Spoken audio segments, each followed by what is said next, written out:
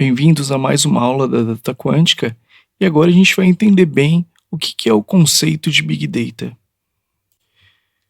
Quando a gente pensa sobre Big Data, a primeira coisa que vem na cabeça da gente é um grande volume de dados. E a gente já explicou anteriormente uma solução para um grande volume de dados.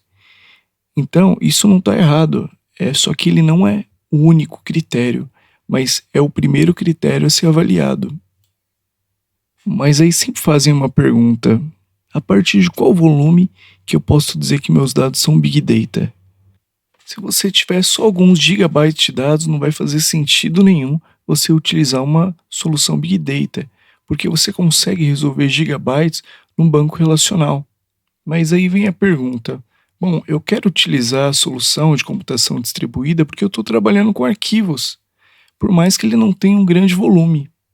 Quando a gente está falando que está trabalhando com arquivos, seja de vídeo, ou um arquivo TXT, um arquivo desestruturado, eles podem ser tratados de forma não distribuída utilizando alguma linguagem de programação, por exemplo, o Java ou o Python.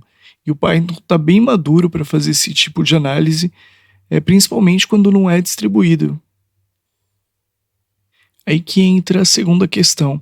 Então, peraí, eu tenho um grande volume de dados na casa de terabytes, eu tenho uma variedade de dados muito grande, sejam TXT, XML, JSON, e eu preciso tratar esses arquivos de uma forma que exigem muito processamento. Mas aí você pergunta: eu sou obrigado então a ter uma grande variedade de dados?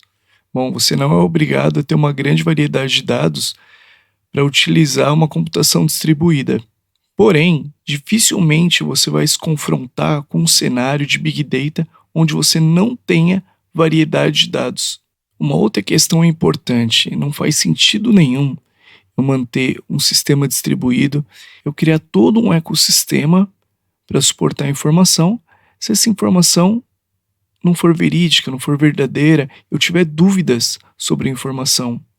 Mas dúvida no sentido: essa informação é válida?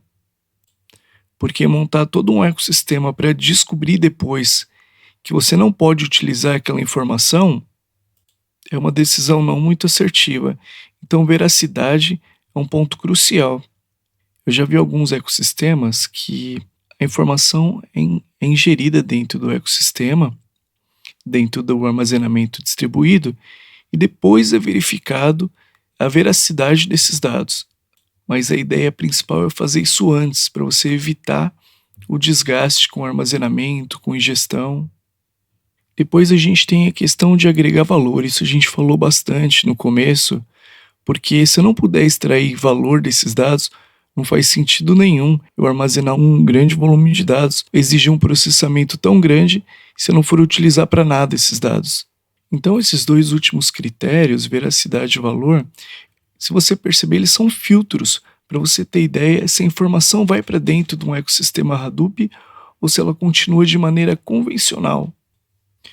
Por último, entra a velocidade. Por que a velocidade é relevante? Vamos imaginar uma situação. Imagina que você tem um processamento no seu banco de dados convencional, tá? Com Oracle, com MySQL, MySQL Server. E você deixa um processo rodando na madrugada e de manhã você tem o resultado desse processo em D-1, ou seja, o resultado do dia anterior.